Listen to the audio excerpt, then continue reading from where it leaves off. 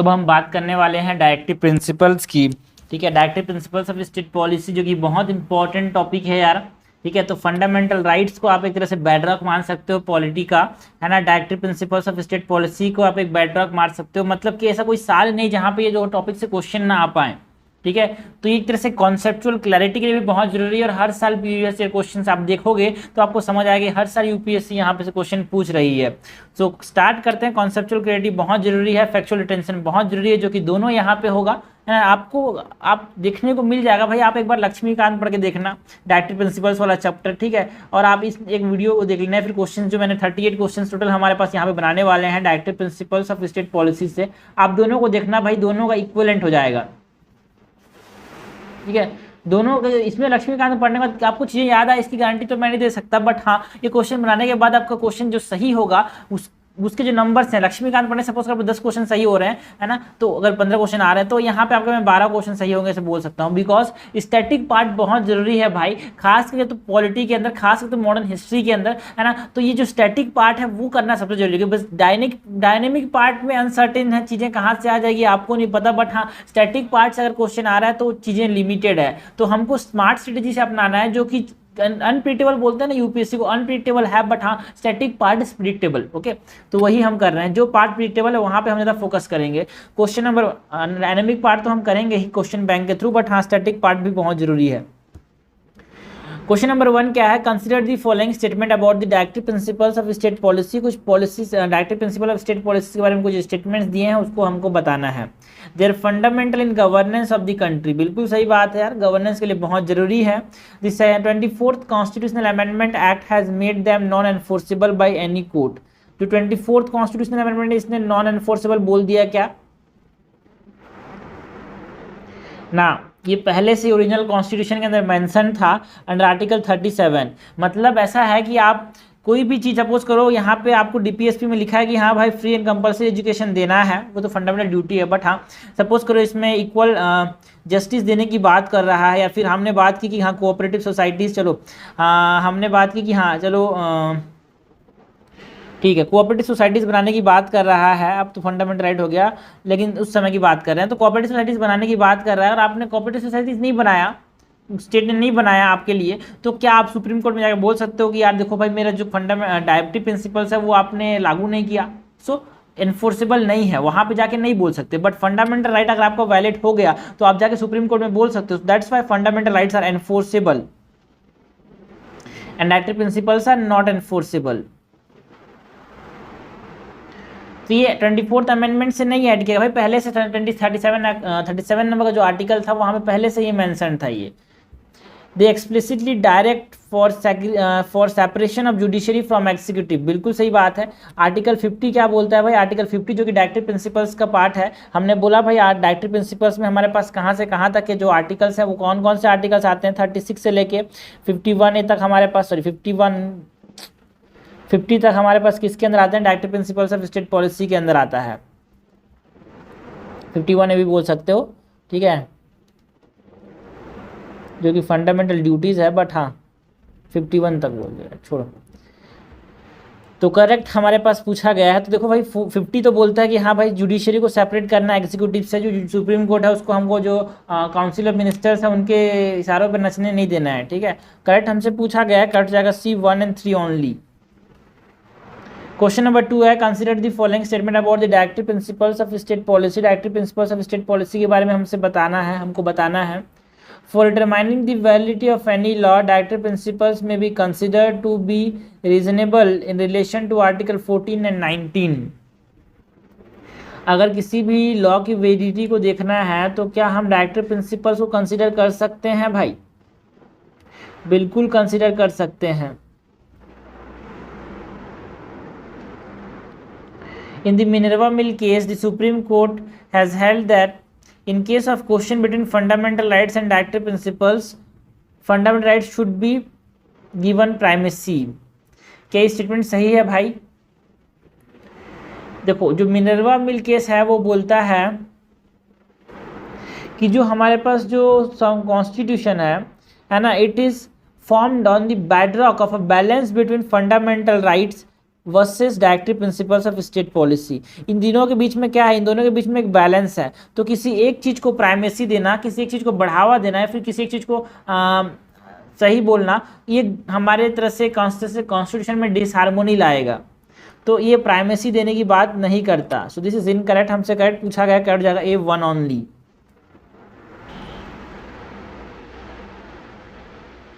Question number 3 है consider the following pair of directive principles and article of the constitution.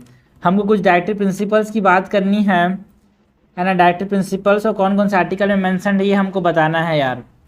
Promotion of international peace and security, है ना। Promotion of international peace and security article number 51 में mention है क्या? बिल्कुल सही बात है।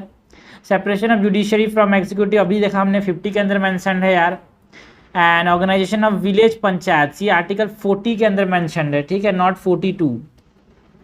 Provision of maternity relief, maternity relief के बारे में 42 के अंदर मेंशन है, नॉट 40। करेक्टली मैच हमसे पूछा गया है, करेक्टली मैच जाएगा B1 and 2 ओनली। क्वेश्चन 40 है consider the following statement about article 38 of the constitution. हमको आर्टिकल 38 की बात करनी है। It directs the state to promote the welfare of the people, है ना। बिल्कुल सही बात है, ये बताता है वेलफेयर स्टेट को बनाने की बात करता है आर्टिकल 38।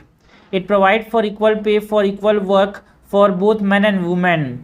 बिल्कुल गलत बात है, बिकॉज आर्टिकल 39 जो है वो equal pay for equal work की बात करता है, not article 38। The article has been amended only once by 44th Constitutional Amendment Act of 1978। बिल्कुल सही बात है, आर्टिकल 38 को एक ही बार अमेंड किया गया था, है ना। जहाँ पे उसने क्या किया, जो मिनिमाइज, है ना, मिनिमाइज किया इनइक्वालिटीज़ को। मतलब बात किसकी करता है ना। It added a directive for the state कि वो क्या करे,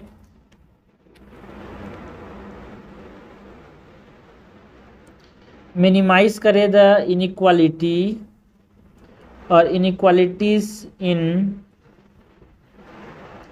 income, status, facilities and opportunities. जो इसमें हमारे पास क्या है, इनइक्वालिटीज़ को कम करने की बात करता है ना। हमारे पास 38 जो कि ऐड किया गया था 44th अमेंडमेंट से। करेक्ट हमसे पूछा गया है, करेक्ट हो जाएगा 1 and 3, आंसर हो जाएगा A। क्वेश्चन नंबर 5 है consider the following statement according to the constitution of India the right to form a cooperative societies is a fundamental right. सही बात है भाई, because 97th constitutional amendment act जो हुआ था 2011 के अंदर, उससे हमने क्या किया, जो डायरेक्टिव प्रिंसिपल्स थे, है ना, जो कोऑपरेटिव सोसाइटीज को एक फंडामेंटल राइट बना दिया भाई under article 19। The 95th Amendment Act added a new directive principles of state policies relating to cooperative societies। ना भाई ना, 95 नहीं 97th, ठीक। तो करेक्ट हमसे पूछा, कट जाएगा A1 ओनली।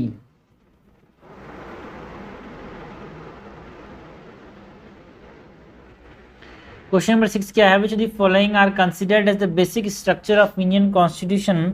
इनमें से किसको किसको बेसिक स्ट्रक्चर का पार्ट माना गया है भाई इंडियन कॉन्स्टिट्यूशन के अंदर, ये हमसे पूछा गया है। सोशल जस्टिस क्या बेसिक स्ट्रक्चर का पार्ट है? बिल्कुल सही है भाई। केशवानंद भारती जजमेंट में हमारे पास क्या आया था, बेसिक स्ट्रक्चर कॉन्सेप्ट आया था। Free and fair election is also part of the basic structure. Supremacy of fundamental rights over directive principles of state policy, क्या एक हमारे पास ये बेसिक स्ट्रक्चर का पार्ट है भाई कि फंडामेंटल राइट सुप्रीम होंगे? ऐसा कहीं नहीं बोला गया है, ठीक है। एक हमारे पास बैलेंस होना चाहिए फंडामेंटल राइट्स के बीच में, है ना, और हमारे पास जो DPSP है उसके बीच में एक बैलेंस होना चाहिए, not supremacy of the fundamental rights. So this is incorrect. Supremacy of the parliament, ना भाई, पार्लियामेंट की सुप्रीमेसी की बात नहीं होती, कॉन्स्टिट्यूशन की सुप्रीमेसी की बात होती है इंडिया के अंदर, ठीक है। और भी कौन कौन से, जैसे कि इंडिपेंडेंस ऑफ जुडिशियरी एक बेसिक स्ट्रक्चर का पार्ट है। Secular character of the constitution एक बेसिक स्ट्रक्चर का पार्ट है ना। जो लिमिटेड पावर है पार्लियामेंट का टू अमेंड द कॉन्स्टिट्यूशन, वो भी एक तरह से बेसिक स्ट्रक्चर का पार्ट है। रूल ऑफ लॉ हो गया, प्रिंसिपल ऑफ इक्वालिटी हो गया, ये सब हमारे पास बेसिक स्ट्रक्चर का पार्ट है। तो यहाँ पे करेक्ट हमसे पूछा गया, करेक्ट जाएगा A1 and 2 only. Question number 7 है which the following directive principles is not added by the way of amendment to the constitution और अमेंडमेंट ऑफ द कॉन्स्टिट्यूशन। इनमें से कौन सा अमेंडमेंट के थ्रू ऐड नहीं किया गया था, ये हमसे पूछा गया है। To secure opportunity for healthy development of children. देखो भाई, to secure opportunity for healthy development of children and to promote equal justice, है ना, ये हमारे पास 42nd अमेंडमेंट से ऐड किया गया था, ठीक है ना। ये भी एन इक्वल जस्टिस, ये किसके अंदर है भाई, आर्टिकल 39A के अंदर है ना। हमको हेल्दी डेवलपमेंट ऑफ चिल्ड्रन को देखना है और हमारे पास प्रमोट करना है सोशल जस्टिस को, ये हमारे पास जो है 39A के अंदर है। और ये दोनों 42nd कॉन्स्टिट्यूशनल अमेंडमेंट एक्ट से ऐड किए गए थे, ये दोनों जो है 42nd कॉन्स्टिट्यूशनल अमेंडमेंट एक्ट जो कि 1976 में, इसको मिनी कॉन्स्टिट्यूशन भी बोलते हैं, उसके थ्रू ऐड किया गया था। To secure equitable distribution of material resource of community for common good. देखो भाई, ये जो है ना, ये पहले से ही हमारे पास कॉन्स्टिट्यूशन के अंदर था, आर्टिकल 19 के अंदर, ऐसा क्या, हाँ, तो इसको अमेंड के ऐड नहीं किया गया था, ये आर्टिकल 39 के अंदर पहले से है कि हमको क्या करना है, जो मटेरियल रिसोर्सेज क्या करना है भाई, इक्विटेबल डिस्ट्रीब्यूशन करना है, ज़्यादा पैसा कम पैसे वाले को देना है, लैंड को ज़्यादा, लैंड से कम लैंड की तरफ देना है। तो ये अमेंडमेंट के थ्रू ऐड हुआ था और हमसे यही पूछा गया कि, सॉरी, अमेंडमेंट के थ्रू ऐड नहीं हुआ था, और हमसे यही पूछा गया कि कौन सा अमेंडमेंट के थ्रू ऐड नहीं हुआ था। To minimise equalities in income, status, facilities and opportunity, हमने अभी भी बात की थी भाई कि 44th कॉन्स्टिट्यूशनल अमेंडमेंट से क्या हुआ, एक और डायरेक्टिव प्रिंसिपल ऐड किया गया जिसमें बोला कि स्टेट को ये पावर मिलती है वेलफेयर स्टेट वाले में ना, वेलफेयर स्टेट में, मतलब आर्टिकल 38 के अंदर ये ऐड किया गया था, है ना, ये वाला जो हमने बताया था ना, मिनिमाइज करने की बात, ये रहा 38 के अंदर ऐड किया गया था इसको, ठीक है। To minimise what inequalities in terms of what income, status and facilities, 44th constitutional amendment जो कि 1978 में हुआ था, उसके थ्रू इसको ऐड किया गया था। क्वेश्चन नंबर 8 है, which of the following directive principles is are socialist principle, ठीक है, इनमें से कौन सा डायरेक्टिव प्रिंसिपल जो है ना, एक सोशलिस्ट प्रिंसिपल है, ये हमसे पूछा गया है। To promote equal justice and to provide free legal aid to the poor, ठीक है, ये बिल्कुल सही बात है। 39A के अंदर हमने देखा कि भाई equal justice and to provide free legal aid to the poor is a part of what, it is a socialist principle, ठीक है। To make provision for just and human condition of work, ये article 42 के अंदर है भाई कि हमको क्या करना है, ऐसे प्रोविजंस बनाने हैं जिससे हमारे पास जस्ट एंड ह्यूमन कंडीशन बने किसी भी आदमी को काम करने के लिए, वो भी एक सोशलिस्ट प्रिंसिपल है। To promote cottage industry on cooperative basis in rural areas, cottage industries को प्रमोट करना, ये हमारे पास एक गांधीयन प्रिंसिपल है, आर्टिकल 43 के अंदर ये आता है। And cottage industry because Gandhi ji something that is, है ना, वो खादी के साथ एसोसिएटेड है, तो यहाँ पे ये गांधीयन प्रिंसिपल, आर्टिकल 43 जो है कॉटेज इंडस्ट्री को प्रमोट करना, it is a Gandhian principle. To promote the educational and economic interest of to promote the educational and economic interest of एससीज and other weaker sections of the society, ये article 48 के अंदर है भाई। और गांधी जी बोलते हैं कि हमको क्या करना है भाई, एजुकेशन के ध्यान देना है, इकोनॉमिक इंटरेस्ट पे ध्यान देना है, एसटीज का जो वीकर सेक्शन है उसका, so it is also a Gandhian principal.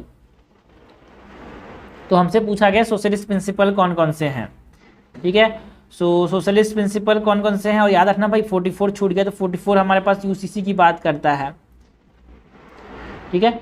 सो यहाँ पे 1 and 2 are socialist principle, answer हो जाएगा B.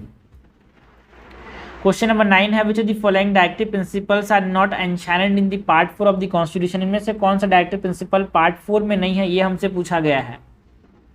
Claim of the member of the scheduled caste and scheduled tribes to service, claims of the member of the scheduled caste and scheduled tribes to service, है ना, इसमें से कौन कौन से part 4 में नहीं है, ये हमसे पूछा गया है, ठीक है। तो पहला जो है भाई वो पार्ट 4 में नहीं है, बिकॉज ये आर्टिकल 335 के अंदर एक डायरेक्टिव प्रिंसिपल्स है ना, बट ये हमारे पास आर्टिकल 335 में है, पार्ट 4 में नहीं है। To promote the education and economic interest of एससीज, STs and other weaker sections, ये हमारे पास किसके अंदर है भाई, ये डीपीएसपी के अंदर है, ठीक है, पार्ट 4 के अंदर ये आर्टिकल 46 है। सो इट इज नॉट एनशाइंड बोल रहा, गलत बोल रहा है भाई, इट इज एनशाइंड, ठीक है। सो नॉट एनशाइंड में it is enshrined. Maintain just and honourable relation between nation, देखो भाई जस्ट एंड ऑनरेबल रिलेशन बनाना, ये हमारे पास एक पार्ट 4 का पार्ट है, ठीक है। सो ये भी हमारे पास पार्ट 4 का पार्ट है। नॉट एनशाइंड बोल रहा है तो 1 only is not enshrined in the part 4, है ना। And honourable relation between nation एक इंटेलेक्चुअल प्रिंसिपल का पार्ट है, लिबरल इंटेलेक्चुअल प्रिंसिपल्स का पार्ट है, जैसे हमने देखा ना सोशलिस्ट प्रिंसिपल, गांधीयन प्रिंसिपल, उसी प्रकार का maintain just and honourable relation जो है वो हमारे पास एक लिबरल इंटेलेक्चुअल प्रिंसिपल का पार्ट है।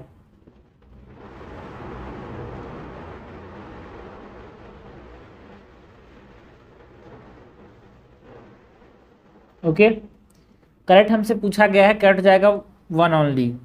क्वेश्चन नंबर 10 है, consider the following statement, directive principles of state policy is the direction of the people to the state. Directive principle state policy क्या है? डायरेक्शन है भाई पीपल का कि स्टेट को, कि देखो भाई आप ये करो ना। जो डायरेक्टिव प्रिंसिपल्स है, it is direction provide by the constitution to the government. ठीक है, कॉन्स्टिट्यूशन जो है वो गवर्नमेंट को एक तरह से क्या कर रहा है? डायरेक्शन दे रहा है। सो this is incorrect. The ideals of just social, sorry, the ideals of justice, social, economic, political has been taken from the Russian Revolution। इस जस्टिस का जो आइडिया है वो रशियन रिवॉल्यूशन से लिया है भाई, बिल्कुल सही बात है, करेक्ट हमसे पूछा है, करेक्ट जाएगा बी 2 ओनली। क्वेश्चन नंबर 11 क्या है भाई? Directive principles of state policy resemble the instrument of instruction contain in which of the following act. जो directive principles of state policy है वो एक प्रकार से इंस्ट्रूमेंट ऑफ इंस्ट्रक्शन को यहाँ पर रिसेंबल करते हैं, जो कि कहाँ पे है ये हमसे पूछा गया है। जो इंस्ट्रूमेंट ऑफ इंस्ट्रक्शन है वो कहाँ कहाँ पे मेंशन्ड है ये हमसे पूछा गया है भाई। ठीक है, सो जो इंस्ट्रूमेंट ऑफ इंस्ट्रक्शन है ये हमारे पास गवर्नमेंट ऑफ इंडिया एक्ट 1935 में मेंशन्ड है, उसको एक तरह से ये रिसेंबल करता है कि जो गवर्नमेंट है उसको क्या क्या करना चाहिए, ये हमारे पास है ना, एक तरह से गवर्नमेंट ऑफ इंडिया एक्ट 1935 ने बताया था, जिसको हम इंस्ट्रूमेंट ऑफ इंस्ट्रक्शन बोलते हैं। क्वेश्चन नंबर 12 है, consider the following directive principles of state policy. हमको कुछ directive principles of state policies के बारे में बताना है। How many of the directive principles can be considered is socialist in nature. Socialist कौन कौन से हैं? To promote equal justice and to provide free legal aid, ये सोशलिस्ट है क्या? बिल्कुल सही बात है यार, जो कि हमारे पास आर्टिकल 39 के अंदर मैंशनड है। ओके, है ना।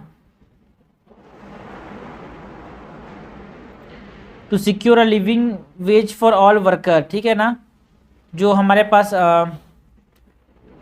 Living wage for all worker, एक तरह से ये क्या है भाई? हमारे पास एक सोशलिस्ट प्रिंसिपल है जो कि आर्टिकल 43 के अंदर मेंशन्ड है। ठीक है, to organise agriculture animal husbandry on modern and scientific line. ठीक है, ये हमारे पास क्या है? हमको एग्रीकल्चर को जो प्रमोट करना है ना मॉडर्न लाइंस पे, वो एक तरह से लिबरल इंटेलेक्चुअल प्रिंसिपल है जो कि आर्टिकल 48 के अंदर है। It is a liberal intellectual principal.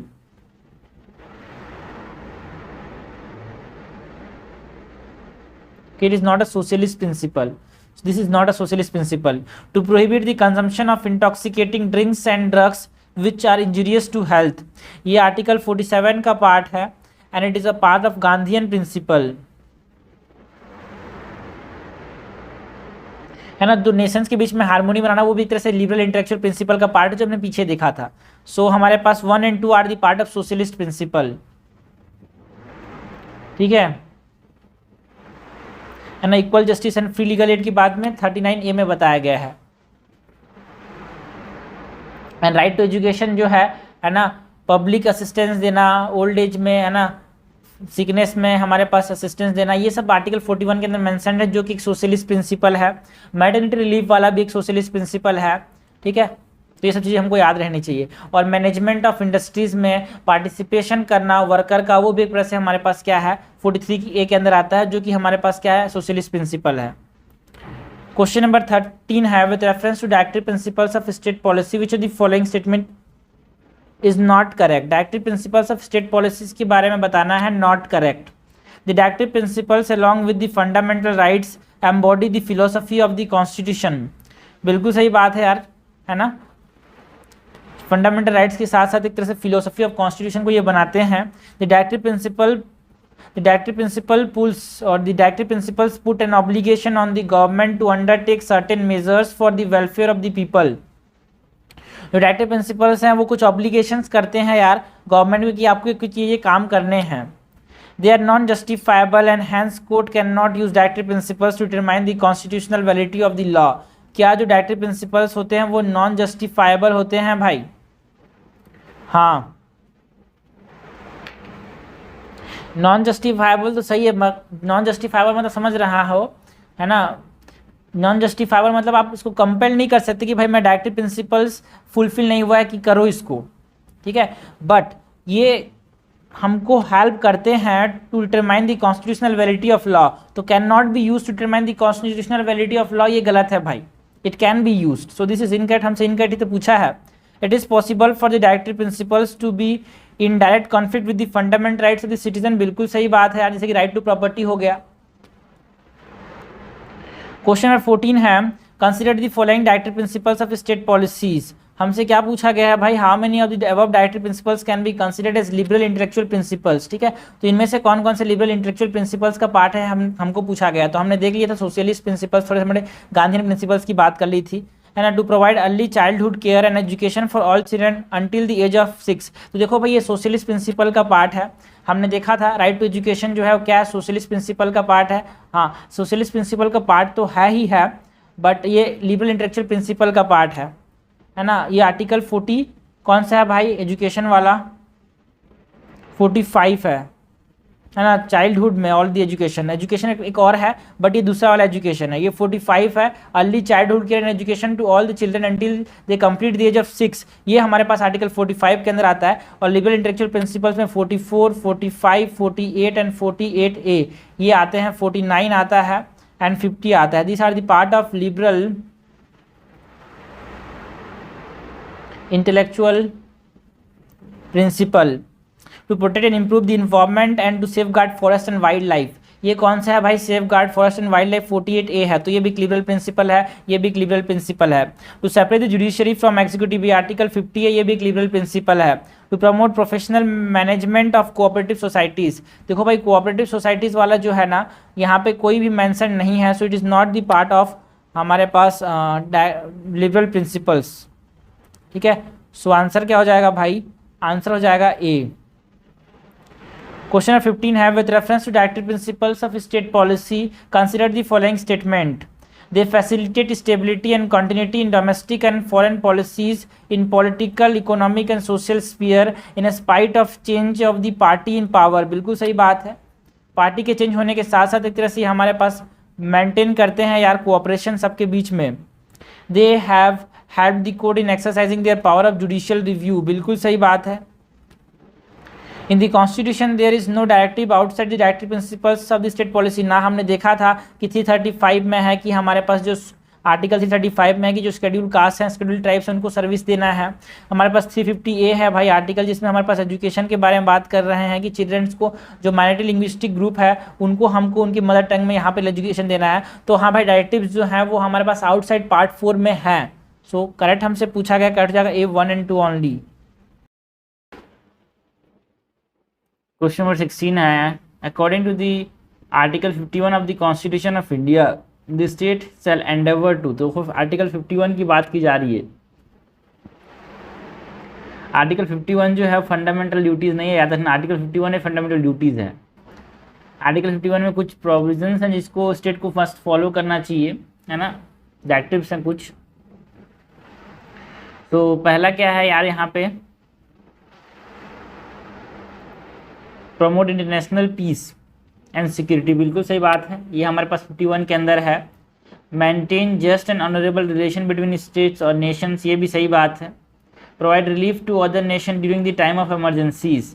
देखो भाई, रिलीफ दूसरे देश को देना at the time of emergencies, ये यहाँ पे हमारे पास आर्टिकल 51 का पार्ट नहीं है।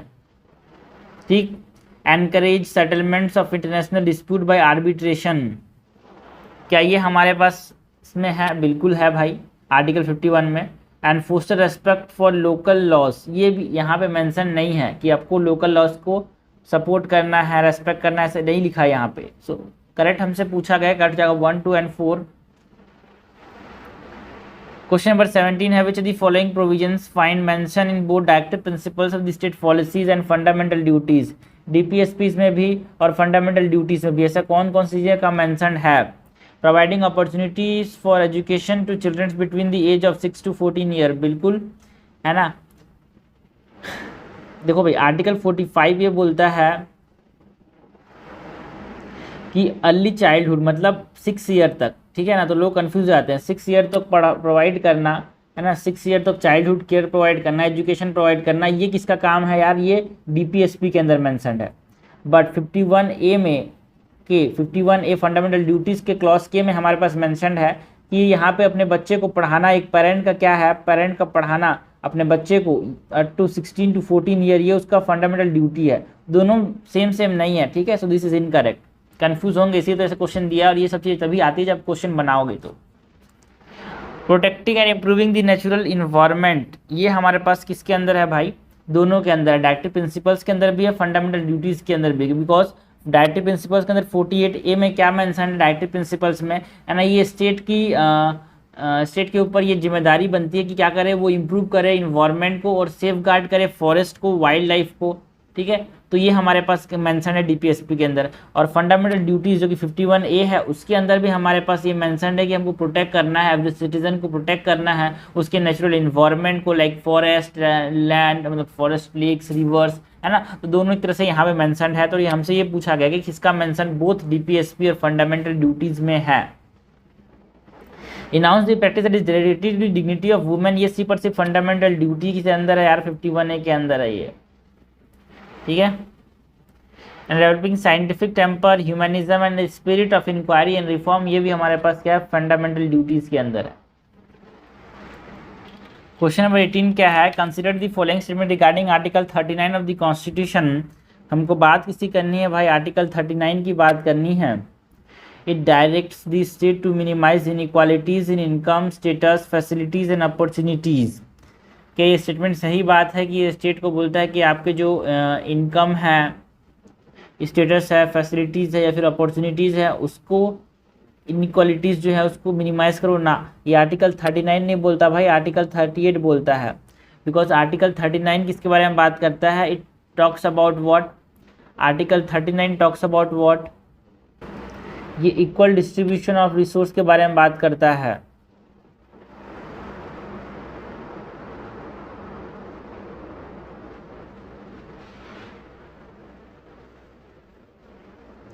Okay, it directs the state to secure equitable distribution of material resource of the community for the common good। बिल्कुल सही बात है, equitable distribution की बात करता है, equitable not equal, जिसको ज़्यादा जरूरत है उसको ज़्यादा। It directs the state to secure the prevention of concentration of wealth and means of production। बिल्कुल सही बात है यार, ये बोलता है कि आप जो concentration of wealth है उसको आप prevent करो यार। करेक्ट हमसे पूछा गया है, करेक्ट हो जाएगा C2 and 3 only. Question number 19 है, which of the following provisions are the part of the directive principles of state policies। DPSP के कौन कौन से प्रोविजन से एक पार्ट है, ये हमसे पूछा गया है। To provide opportunity for education to child और ward between the age of 6 to 14 year. देखो 6 to 14 ईयर जो है ये डायरेक्टिव प्रिंसिपल्स के अंदर नहीं, मैंने बताया भाई लेस देन 6 ईयर्स तक चाइल्डहुड एजुकेशन देना या फिर केयर देना, ये डायरेक्टिव प्रिंसिपल्स के अंदर है, ठीक है। तो ये छोटी छोटी चीज़ें हैं जो कि बहुत बड़ा डिफरेंस क्रिएट कर देती हैं यार, है ना। ये जो है ये फंडामेंटल ड्यूटीज़ का पार्ट है, हमने देखा। और ये फंडामेंटल ड्यूटीज़ को कब ऐड किया गया? 86 कॉन्स्टिट्यूशनल अमेंडमेंट एक्ट 2002 में हुआ था उससे, जिससे राइट टू एजुकेशन एक्ट आया था। To value and preserve the rich heritage of the country composite culture, ये भी डायरेक्टिव प्रिंसिपल्स का पार्ट नहीं है भाई, ये भी फंडामेंटल ड्यूटीज़ का पार्ट है। To protect monument, place and object of artistic and historical interest which are declare to be a national importance. देखो भाई, प्रोटेक्ट करना हमारे पास आर्टिकल 39 के अंदर मेंशन्ड है, ठीक है। और article 39 is the part of directive principles, so it is a part of directive principles. Correct हमसे पूछा गया है, करेक्ट हो जाएगा C3 ओनली। क्वेश्चन नंबर 20 है, consider the following statement about the directive principles of state policy. फिर वही बात करनी है भाई directive principles of state policies की। This serve as a crucial test for the performance of the government. बिल्कुल सही बात है, एक टेस्ट है वो गवर्नमेंट के परफॉर्मेंस को देखते हुए, है ना। And they are intended to fill the vacuum in part 3 of the constitution by providing for political and economic rights. याद रखना भाई, ये सोशियो इकोनॉमिक डेमोक्रेसी को प्रमोट करते हैं, not political and economic rights, so it is social and economic rights, so this is incorrect। legislative action is required for its implementation। बिल्कुल सही बात है, जब तक नियम नहीं बनाओगे कैसे कोऑपरेटिव, सपोज करो एग्जांपल है कोऑपरेटिव सोसाइटीज को अच्छे से बनाने की बात की जा रही है, कॉटेज इंडस्ट्री को डेवलप करने की बात की जा रही है, लेकिन आप जब तक नियम नहीं बनाओगे कैसे लागू होंगे? ऑटोमेटिकली तो एनफोर्स नहीं कर सकते। सो करेक्ट हमसे पूछा गया, करेक्ट जगह B1 and 3 only. Question number 21 है, which of the following statement about directive principles of state policies is incorrect. हमसे क्या पूछा गया है? डीपीएसपी के बारे में पूछा गया और इनकरेक्ट पूछा गया है। This principles are fundamental in the governance of the country. बिल्कुल सही बात है, गवर्नेंस के लिए बहुत जरूरी है। ऐसा कहाँ लिखा गया है? आर्टिकल 37 में लिखा गया है। आर्टिकल 36 से 51 तक फंडामेंटल डीपीएसपी है ना, इसलिए। To protect and improve the natural environment including forest, lake, river and wildlife and have compassion for living creature is a directive principles. नहीं भाई, ये हमारे पास एक फंडामेंटल ड्यूटी है 51G के अंदर, ठीक है। सो this is not a fundamental right. यही तो हमसे पूछा कि गलत क्या है। Law giving effect to directive principles may be considered to be reasonable in relation to Article 14 and Article 19 to save such laws from being unconstitutional। बिल्कुल सही बात है। डायरेक्टिव प्रिंसिपल्स को जो इम्प्लीमेंट करने के लिए कुछ लॉज हैं उनको रीजनेबल माना जा सकता है ना, ठीक है। लेकिन आप दो चीज़ों को याद रखना भाई, डायरेक्टिव प्रिंसिपल्स होते हैं they are unjustifiable in nature, ठीक है। एक चीज़ को याद रखना, directive principles state policy are unjustifiable. आप ये नहीं बोल सकते कि जब आपको डायरेक्टिव प्रिंसिपल्स ना मिले तो आप कोर्ट में जाकर नहीं बोल सकते कि भाई मैं डायरेक्टिव प्रिंसिपल्स फुलफिल नहीं हो रहे। So they are unjustifiable. Like fundamental rights are justifiable. आपको फंडामेंटल राइट्स अगर वायलेट हो रहे तो आप जाके बोल सकते हो मेरा फंडामेंटल राइट वायलेट हो रहा है यार, दिक्कत है। This is correct. They explicitly direct the separation of judiciary from executive. बिल्कुल सही बात है। आर्टिकल 50 जो है वो separation of judiciary from executive की बात करता है। Consider the following events with reference to the history of Indian Constitution। Minerva mill case, ये सब चीज़ें हैं। हमसे क्रोनोलॉजिकल ऑर्डर में अरेंज करने की बात की जा रही है, ठीक है। मिनर्वा मिल केस जो था 1980 में हुआ था, जहाँ पे बोला गया कि हमको फंडामेंटल राइट्स और डीपीएसपी के बीच में एक बैलेंस बना के रखना चाहिए और किसी एक को प्राइमेसी नहीं देना है। Insertion of directives to secure opportunity for healthy development of the child.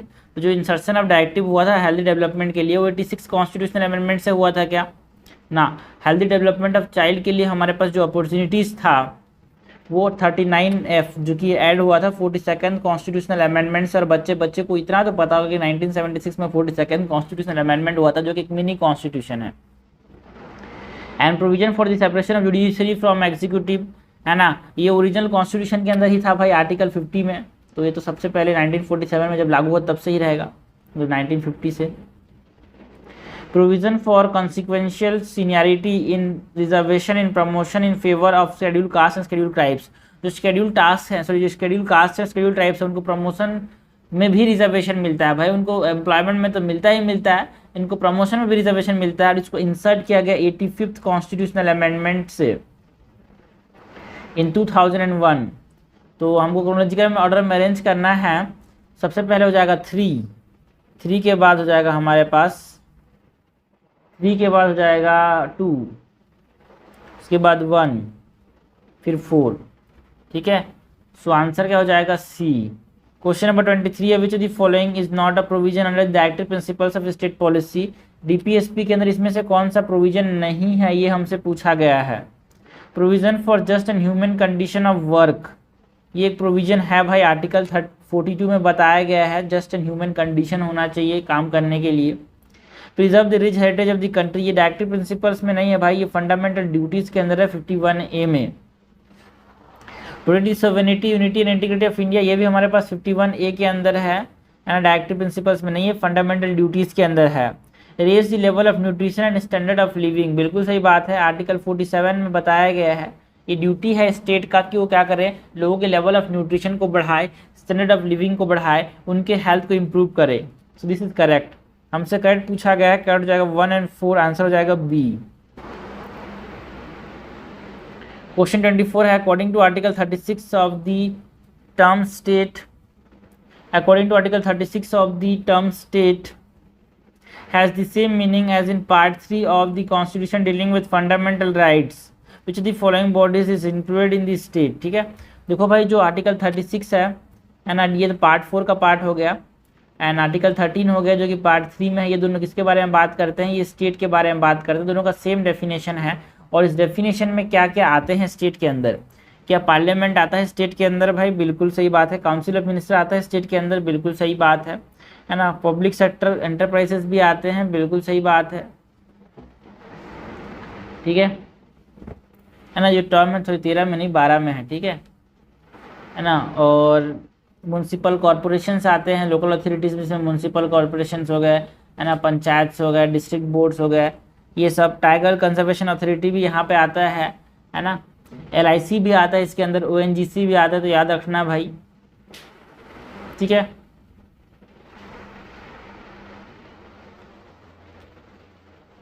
Correct हमसे पूछा गया, करेक्ट जाएगा डी।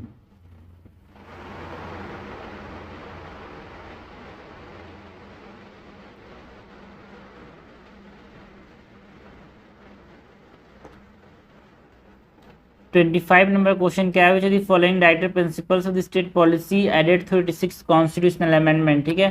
86 कॉन्स्टिट्यूशनल अमेंडमेंट से कौन कौन से DPSPs को ऐड किया गया है। State to provide early childhood care and education for all children until they complete the age of 6, क्या इसको 86 कॉन्स्टिट्यूशनल अमेंडमेंट से ऐड किया गया है भाई। ना ना ना ना, इसको 86 कॉन्स्टिट्यूशनल अमेंडमेंट से ऐड नहीं किया गया है, ऐसा लगेगा, बट इट इज सही, बिकॉज इसको 86 कॉन्स्टिट्यूशनल अमेंडमेंट से ऐड किया गया। तो 2000 है ना 2 में आया था, उससे क्या हुआ, हमारे पास 21A तो इंसर्ट किया गया था, ठीक है। हमारे पास जो फंडामेंटल ड्यूटी था वो इंसर्ट किया गया था, और ये हमारे पास अर्ली चाइल्डहुड केयर करने के लिए ये भी ऐड किया गया था। तो secure opportunity for the healthy development of the child, है ना, healthy development of the child के लिए अपॉर्चुनिटीज़ देना, क्या ये भी यहाँ पे ऐड किया गया था यार। देखो भाई, जो secure opportunity for the healthy development of children, ये आर्टिकल 39 के अंदर मेंशन्ड है, ठीक है। और ये जो है ना बच्चा वाला, कि भाई बच्चे को हमारे पास चिल्ड्रन को जो है ना वो चाइल्डहुड केयर देना है, वो भी हमारे पास आर्टिकल 45 के अंदर मेंशन्ड है, ठीक है। तो ये तो लेकिन हमारे पास 86 कॉन्स्टिट्यूशनल अमेंडमेंट से ऐड नहीं किया गया था, ठीक है। ये हमारे पास 86 कॉन्स्टिट्यूशनल अमेंडमेंट से ऐड नहीं किया गया था। To take steps to secure the participation of worker in the management of industry, ये आर्टिकल नंबर कौन सा है भाई, वो इंडस्ट्री में पार्टिसिपेट कर रहे हैं उनके मैनेजमेंट में, ये 43A है, ठीक है। 43 नहीं है, 43A है, याद रखना। So this is also not added by 86 amendment. State to promote voluntary formation, autonomous functioning, democratic control and professional management of cooperative societies. 86 amendment से क्या इसको भी ऐड किया गया था भाई। हाँ नहीं, ये 97th अमेंडमेंट से ऐड किया गया था।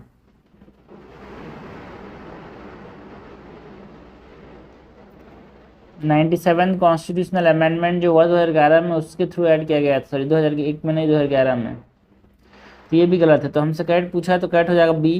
4 ओनली नहीं होगा, 1 ओनली होगा यहाँ पे, मतलब नया ऑप्शन बनाओ यार।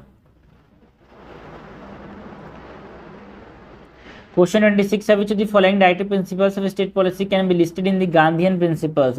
गांधीयन प्रिंसिपल्स कौन कौन से, ये हमसे पूछा गया बाद वाले, ठीक है। कॉटेज इंडस्ट्री वाला गांधीयन प्रिंसिपल है, बिल्कुल सही बात है ना। कौन सा आर्टिकल है भाई, कॉटेज इंडस्ट्री वाला, है ना, कि कॉटेज इंडस्ट्री को ध्यान देना है। ये हमारे पास कहाँ पे बताया गया है, आर्टिकल नंबर कौन सा है, ये 43 है क्या।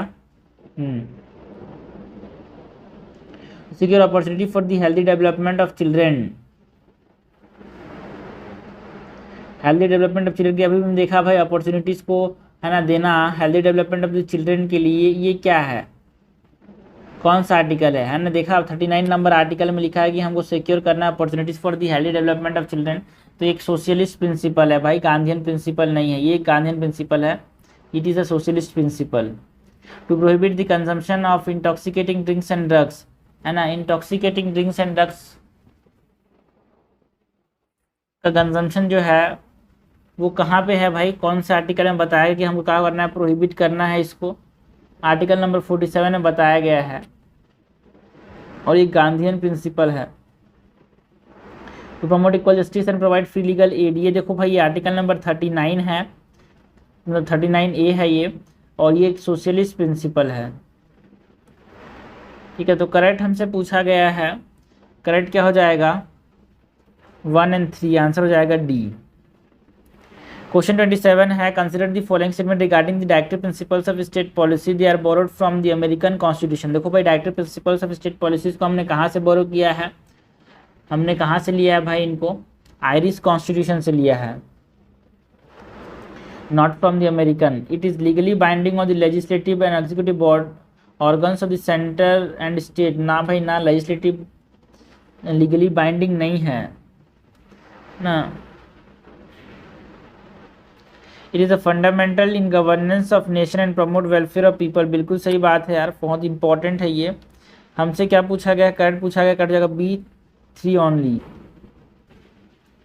28 है which one of the following embodies the concept of welfare state and not that of a police state. तो welfare state का कॉन्सेप्ट को कौन बताता है यहाँ पे? welfare state का जो कॉन्सेप्ट है वो DPSP के अंदर आर्टिकल नंबर 38 के अंदर बताया गया है. ठीक है,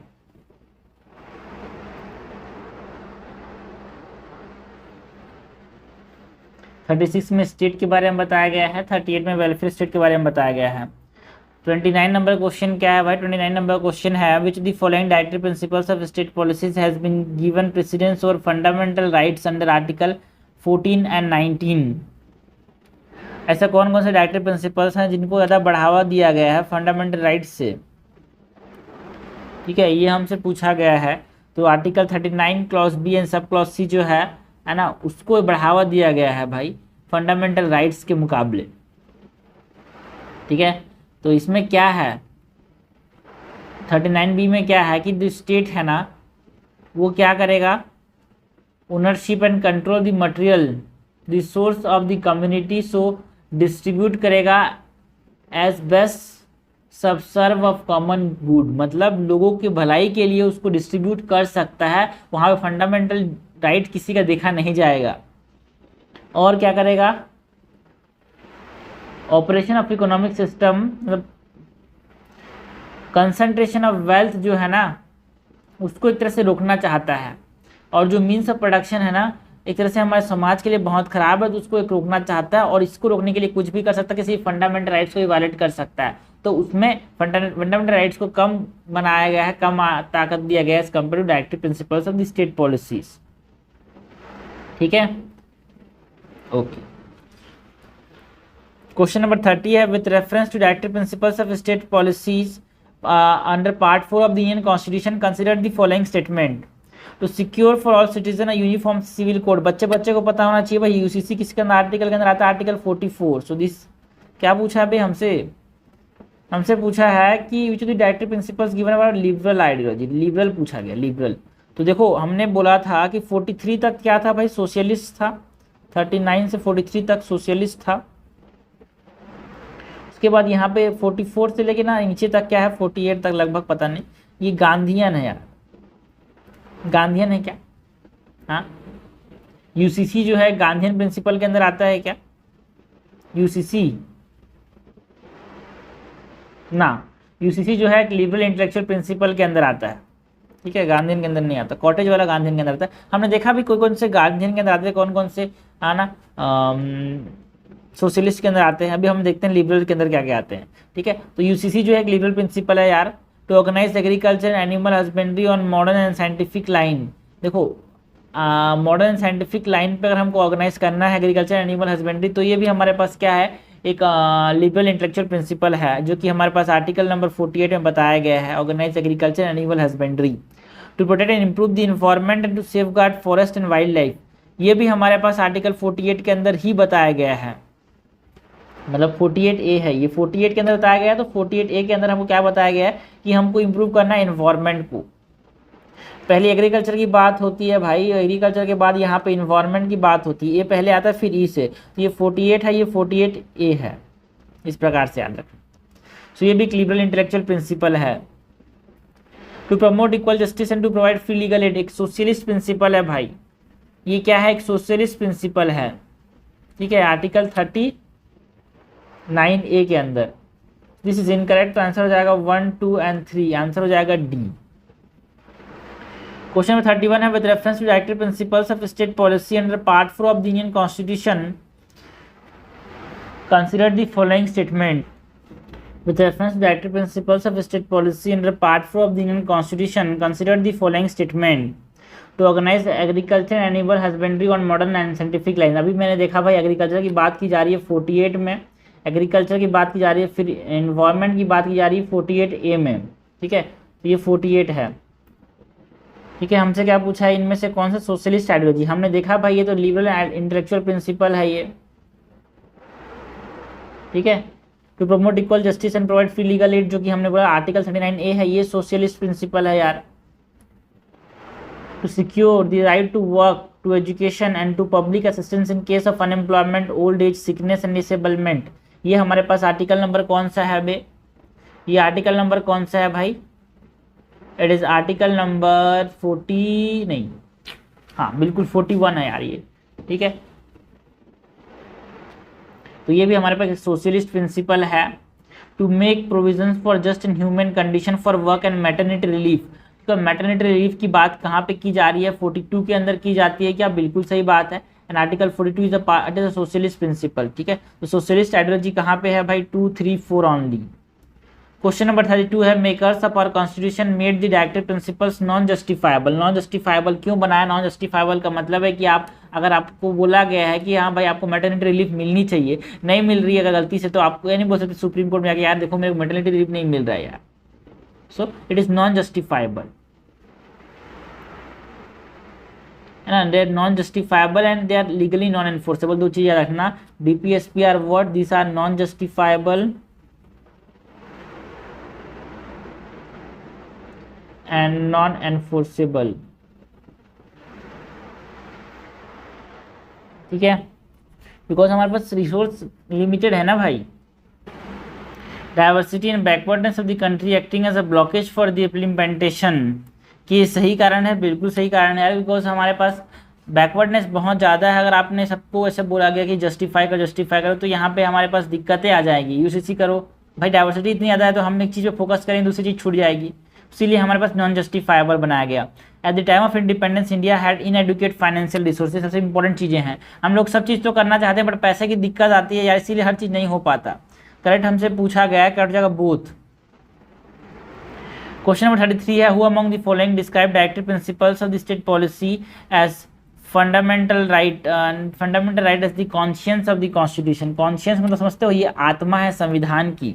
ऐसा किसने बताया था भाई, ऐसा किसने बताया था, तो ग्रेनविल ऑस्टिन ने बोला था कि देखो भाई जो हमारे पास directive principles and state policies हैं, जो फंडामेंटल राइट्स हैं, they are what, they are conscience of the constitution. ठीक है, उसके बाद 34 क्या है, with reference to UCC. UCC news में रहता है इसीलिए इसके बारे में इंपॉर्टेंट चीजें हैं यार, है ना। Consider the following statement under article 44 of the Indian constitution, the state shell impose UCC through out the territory of India. क्या ये स्टेटमेंट सही है कि जो स्टेट है ना, वो throughout the territory of India UCC को इम्प्लीमेंट करे या इन्फोर्स करे, बिल्कुल सही बात है। At present Goa is the only state with a uniform civil code. अभी तो गोवा था बट हाँ गुजरात ने भी एक तरह से लाने की कोशिश की, तो इस समय जब ये क्वेश्चन बनाया था उस समय तो था, ये गलत अभी होगा है ना, ये गलत हो जाएगा अभी तो गुजरात यूपी उत्तराखंड ने भी ला दिया है। करेक्ट हमसे पूछा कर जाएगा 1 ओनली। क्वेश्चन 35 है, with reference to the directive principles of state policy consider the following statement, they have helped the court in exercising their power of judicial review. कि directive principle of state policy court को मदद करते हैं judicial review को, judicial review की जो power है उसको देखने के लिए, उसको एक्सरसाइज करने के लिए, बिल्कुल सही बात है यार, है ना। कॉन्स्टिट्यूशनलिटी को भी चेक करने के लिए इसको किया जाता है, इस्तेमाल किया जाता है। They are like an instrument of instruction, बिल्कुल सही बात है, हमने देखा भी था क्वेश्चन में कि जो डायरेक्टिव प्रिंसिपल्स हैं they are like what, they are like instrument of instructions और general recommendations address to all authorities in Indian union, बिल्कुल सही बात है। करेक्ट हमसे पूछा गया, कट जाएगा both 1 and 2।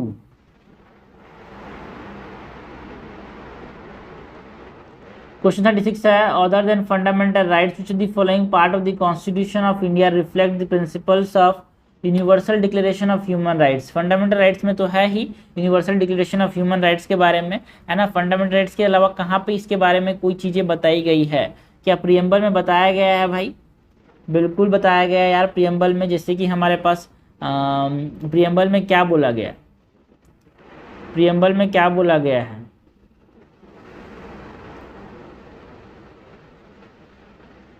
Social economic political justice की बात की जा रही है ना भाई, वो तो एक तरह से है ना universal declaration of human rights को बता रहा है।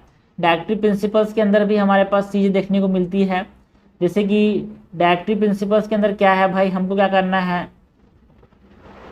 वायलेंस को कम करना है, ठीक है, उस सब चीज़ों की बात की जा रही है। तो डायरेक्टिव प्रिंसिपल्स में भी है हमारे पास, फंडामेंटल ड्यूटीज़ में भी है भाई, बिकॉज फंडामेंटल ड्यूटीज़ के अंदर हमारे पास कुछ ड्यूटी बनती है कि हम something that is derogatory to the dignity of women कम करें, तो एक तरह से वो भी हमारे पास universal declaration of human rights में आता है। करेक्ट हमसे पूछा गया, करेक्ट हो जाएगा डी। 1 2 3 तीनों चीज़ें हमारे पास देखने को मिलती है, तीनों के अंदर जो कि फंडामेंटल जो राइट्स के अंदर तो देखने को मिलता ही मिलता है, universal declaration of human rights वाली चीज़ें है ना, डीपीएसपी के अंदर भी देखने को मिलता है, प्रियम्बल के अंदर भी देखने को मिलता है, फंडामेंटल ड्यूटीज़ के अंदर भी देखने को मिलता है। Which of the following are considered as directive outside Part 4 of the Indian Constitution? मैंने बहुत बार बताया भाई, directive outside the Part 4 development of Hindi language जो कि 350A है। देखो 350A नहीं है, बट हाँ देखो मदर टंग के अंदर जो है हमारे पास है ना, एजुकेशन 350A के अंदर आता है, instruction in the mother tongue for minority है ना, जो लिंग्विस्टिक ग्रुप है उनके लिए, ये हमारे पास आता है। एंड जो हमारे पास डेवलपमेंट ऑफ हिंदी लैंग्वेज जो कि 351 है, जो कि हमारे पास पार्ट कितने 12 में आता है क्या, नहीं 17 में आता है, जो कि आउटसाइड दी पार्ट 4 है यार। This are also directives and development of Hindi language, हाँ डेवलपमेंट ऑफ हिंदी लैंग्वेज 351 है, ठीक है। And claim of STs and एससीज टू सर्विस, ये हमारे पास 335 है यार, सर्विस के अंदर उनका क्लेम जो है वो 335 के अंदर आता है। करेक्ट हमसे पूछा गया है, करेक्ट हो जाएगा 1 2 3, आंसर हो जाएगा डी। क्वेश्चन नंबर 38 है, which of the following part of the constitution is non justifiable by the court. Non justifiable मतलब समझ रहे हो ना, आप डायरेक्टली कोर्ट को नहीं बोल सकते कि मेरा ये फुलफिल नहीं हो रहा है। Directive principles are non justifiable हमने देखा है, फंडामेंटल राइट्स आर जस्टिफाइबल, तो 4 तो नहीं होगा, 4 तो नहीं होगा, तो हमने एलिमिनेट कर दिया, आंसर क्या बचा सी। तो directive principles are not justifiable, fundamental duties are non justifiable and preamble is non justifiable. तो ये हमारे पास डायरेक्टिव प्रिंसिपल्स स्टेट पॉलिसीज जितने इंपॉर्टेंट क्वेश्चन हो सकते हैं हमने कवर किए, हर डायमेंशन कवर करने की कोशिश की है, हर आर्टिकल की इंपॉर्टेंट चीज़ों कवर करने की कोशिश की है, और ये आपको बहुत ज़्यादा लॉन्ग टर्म में चीज़ों को रिटेन करने में समझने में बहुत मदद करेगा यार।